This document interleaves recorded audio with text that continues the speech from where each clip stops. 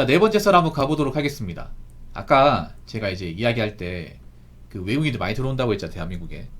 그 취업 비자 받아서 많이 들어온다고 했는데, 좀 논조 파악을 못 하신 분이 있는 것 같아요. 그래서 이거 한번 얘기해 보려고 합니다. 네.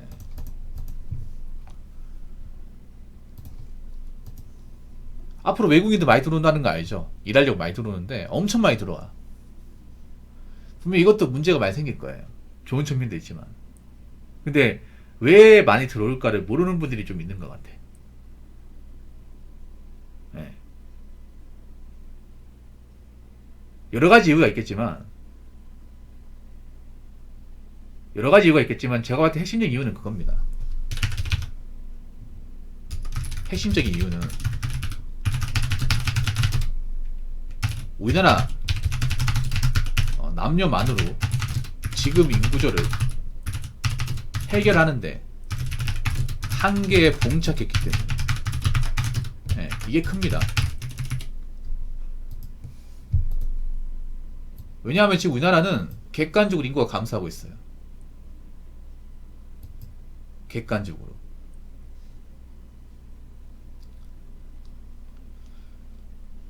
제가 작년 기준으로 말씀드리면 작년 우리나라 출생아 수가 24만 9천 명이에요.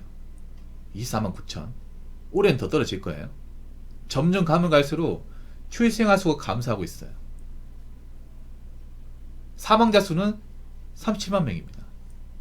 그러면 새로 태어난 사람보다 죽은 사람이 더 많아요. 근데 우리나라가 또 많이 죽는 나라는 아니야. 많이 죽는 나라는 아닌데 정말 말도 안 되게 적게 태어납니다. 예.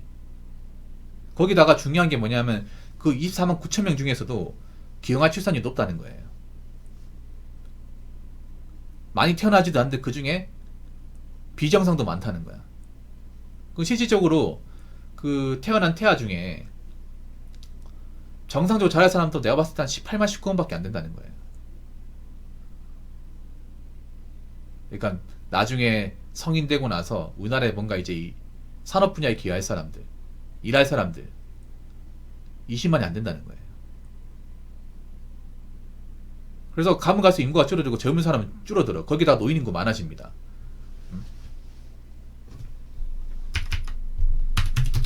지금 우리나라는 어떤 구조냐? 노인 인구는 네, 계속 기하급수적으로 증가하는데 이 노인들을 바칠 젊은 사람은 적습니다. 객관적으로 적어요.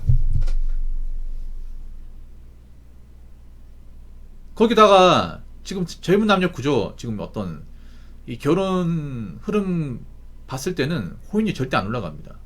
혼인이 안 올라가면 결혼 안 하니까 당연히 자녀도 줄겠죠. 생각해봐. 지금 남자들 중에 지금 결혼 시장이 이상하잖아요. 이상한데 결혼할 거냐고. 굳이 행복하지 않은 결혼할 거냐고요. 고생하는 결혼할 거냐고. 안 할 거 아니에요. 점점 안 하겠죠. 그러면 점점 가면 갈수록 이제 우리나라 인구만으로는 더 힘들겠지. 가면 갈수록 더 힘들겠죠. 미래를 봤을 때 안 좋잖아. 그렇기 때문에 외국 사람들 들어오는 거예요. 외국 사람 들어와가지고 지금 젊은 사람이 채우지 못하는 거 니들이 채워라. 세금도 좀 내주고. 네, 그런 거예요. 그리고 하나 더 말씀드리면 지금 젊은 층들 중에 힘든 일 하기 싫어하는 사람들도 많고 게으른 사람도 많습니다. 네. 자발제 백수 니트죠. 네, 점점 많아지고 있어요. 이거 뉴스 봤죠? 물론 힘든 일 같은 거 웬만하면 안 하면 좋지. 근데 힘든 일 말고 뭐 다른 거 할 게 없으면 그러다 해야 될 거 아니야. 물론 정말 위험한 거 하면 안 되지. 근데 힘든 것도 힘든 거 나름이거든요. 여러분 힘든 일이라고 해서 다 못할 일은 아니야. 힘든 것도 있잖아요. 자고 올라면 괜찮은 일이 있고 이게 더 위험한 게 있어. 보통 사람들이 힘들면 다 위험하다고 생각하는데 그건 사람 나름의 생각합니다. 공장도 그렇잖아요. 공장도 가보면 막 저도 공장을 잘 몰랐을 때는 아 공장 가다 혹시 죽는 거 아니야? 원래 공장에 가다 안 해보면 그래요. 공장 가다 자칫하다 사람 죽는 거 아니야 생각하는데 물론 일하다 짜잘하게 다치긴 해. 근데 정신만 차리면 안전하게 일할 수 있어. 물론 공장에 사건 사고 벌어지긴 해요. 그럼 밖에 나가면 사건 사고 안 벌어질까? 근데 젊은 사람들은 요즘 보면 그런 거다. 많이 해. 힘든 일 할 바에 그냥 놀고 만다. 그런 마인드예요. 어?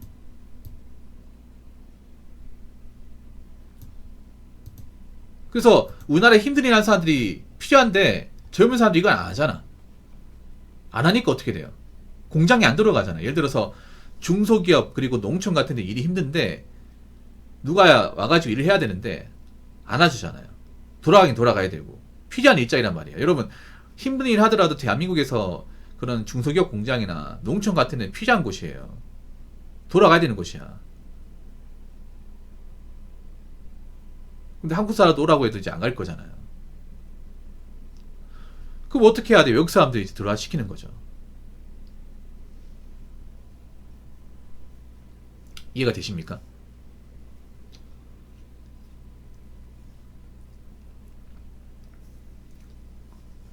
물론 힘든 일 하는 사람 좋아하는 사람 누가 있어? 싫지. 싫은데 근데 내가 할 수 있는 게 힘든 일밖에 없으면 어떻게 해야 돼요? 아니 그러면 힘든 일 아니면 공부를 열심히 해 좋은 데 가든가 맞잖아요.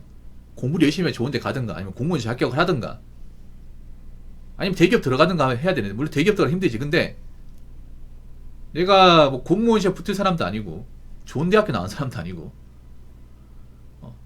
대기업 붙을 수 있을 만한 어떤 그런 스펙을 가진 사람도 아니야. 그럼 그냥 마냥 놀 겁니까?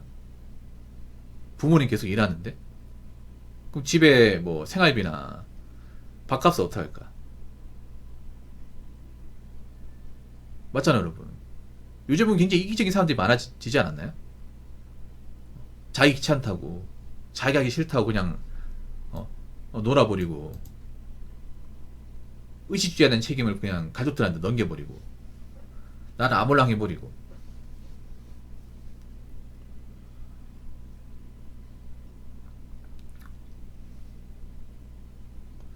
물론 힘든 일 하고 싶은 한 사람 없는데 그거밖에 없다면 힘든 일도 정말 위험할 정도로 힘든 일이 있고 참으면 할 만한 일이 있어.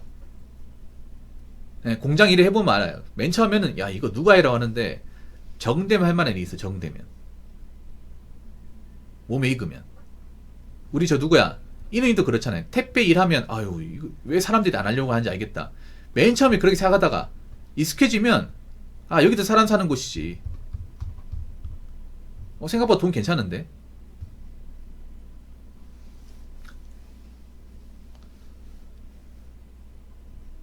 나는 나쁘지 않은데 이렇게 되잖아 이게.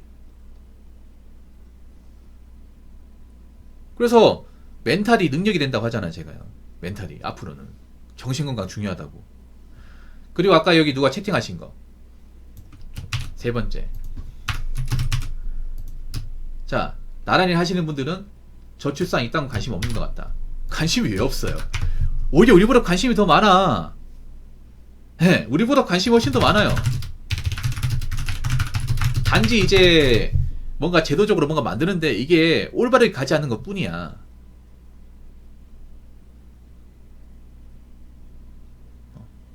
올바르게 가지 않는 것 뿐이에요. 왜냐 생각해보세요. 저 나라를 하신 분들 상당수는 기득권이에요. 기득권이란 말이에요. 그리고 생각해보세요. 우리나라에 젊은 사람이 없다는 건 우리나라 먹여 살리는 노예가 없다는 얘기잖아요. 우리나라를 먹여 살리고 시켜야 되는 노예들이 없다는 얘기인데 그러면 어떻게 돼요? 기득권들이 기득권의 어떤 권리를 못 누린단 말이에요. 자기들은 계속 이 기득권의 권리를 찾고 싶단 말이야. 그런데 그러려면 자신을 떠받치는 노예들이 많아야 돼요. 예를 들어서 양만집에서 대감에서 대감짓을 하려면 머슴이 많아야 되잖아. 머슴이 없으면 아무리 양만일 하더라도 누가 떠받들어줘? 그렇지 않습니까? 관심이 많은데 문제는 그런 거예요. 이분들이 뭐 제도적 뭔가 만드는데 결과가 안 좋게 되는 거예요. 결과가. 네. 그리고 솔직히 말해서 이제 와서 돈을 좀 쓴다고 해서 지금 혼인율과 출산율을 올리기에는 멀리 와버렸습니다. 네. 지금 돈 쓴다고 해서 뭐 갑자기 뭐 반등하고 하는 건 없어요. 이분들이 잘못한 건 그런 거예요. 너무 여자한테만 일방적으로 돈을 쓴 거예요. 그러니까 여러분들 저출산이라는 거 관심 없는 게 아니라 관심은 있는데 자꾸 여자들한테 대단하게 막 자리 만들어주고 돈 지어주고 일자리 만들어주고 하니까 이게 역효과가 된 거예요. 오히려. 네. 그걸 알아야 돼. 뭐냐, 여자한테 자꾸 있잖아 뭔가 만들어주면 결혼을 하는 게 아니라 더 이기적으로 변해요. 할당제에서 우린 그걸 봤단 말이야. 네. 할당제에서.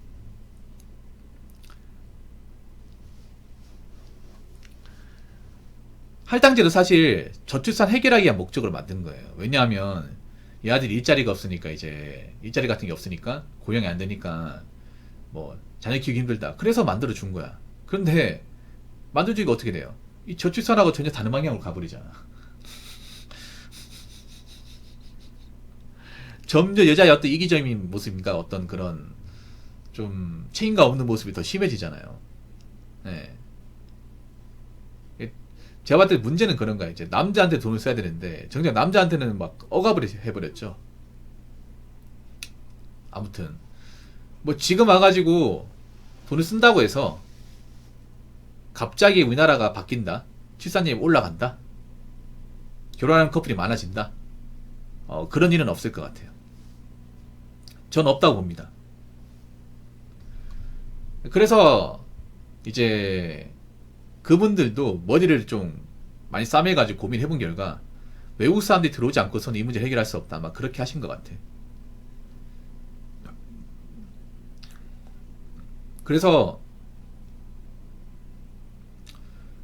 죄송하지만 좀 안타까운 게, 난 그런 거예요. 여자분들이 정말 좀 안타까워. 여자분들이 아직, 여자분들은 앞으로 어떤 일이 벌어질지 예상하지 못해요. 저는 장담하는데 지금 한 5년만 지나면 여자분들 이렇게 막 뭐 미디어에서 이렇게 까불고 나대고 하는 거 못할 겁니다. 감히 못할 거예요. 지금도 겸손해진 분들 많죠. 앞으로 겸손하지 않고 못 살아요. 그렇게 될 겁니다.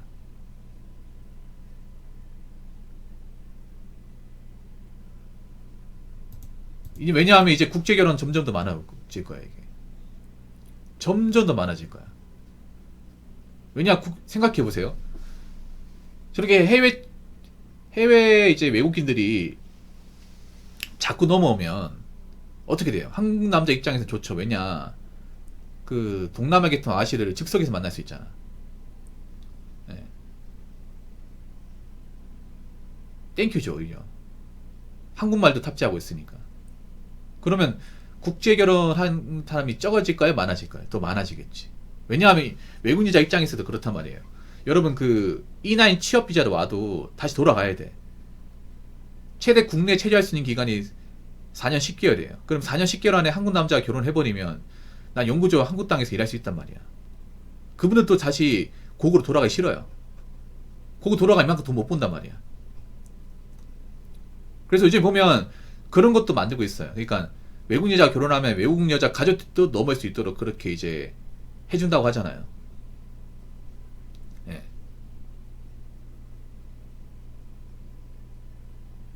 그렇게 되면 제가 봤을 때 국제결혼은 좀 더 많아질 것 같아요.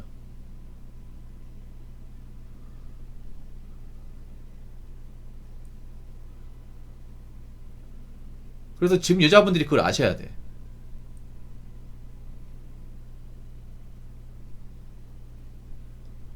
제가 봤을 때는 좀 파악을 못하는 것 같아요. 대한민국이 어떻게 돌아가는지 파악을 못하는데, 파악 못하면 그냥 그대로 당할 수밖에 없어요. 근데 막상 이거를 겪게 되면 좀 데미지가 세게 올 겁니다. 이거는. 정작 여자분들이 많이 보는 미디어에서는 일절 얘기는 안 하죠. 이 부분에서 얘기는 안 하잖아. 그래서 이런 얘기하면 막 좀 궤양된 반응을 보이잖아요. 그러니까 지금 대한민국은요, 기존의 대한민국이 아니에요. 우리가 알아야 될 게 있어. 앞으로는 대한민국이 아니에요. 대다민국이야, 대다민국. 예. 한민족이라는 말도 못 쓸 거예요. 다민족이 되기 때문에, 다민족. 예. 대한민국이 아니라 대다민국이야, 대다민국. 예. 백의민족도 못 써요, 이제. 한민족 말도 못 써요. 다민족 말 못 씁니다. 어떻게 보면 그런 거야. 작은 USA가 되는 거예요. 연합국이 되는 거지. 그렇게 될 날이 얼마 안 남았습니다. 그래서 뭐 한국 사람은 모이고 사는 것도 이제 과거가 되기 시작할 거예요. 아무튼 뭐 제 생각은 그렇습니다. 예. 그래서 이제 받아들여야 돼. 이제는 이제 지금의 대한민국도 과거가 될 겁니다. 아시겠죠? 자, 이상으로 네 번째 썰 마치도록 하겠습니다.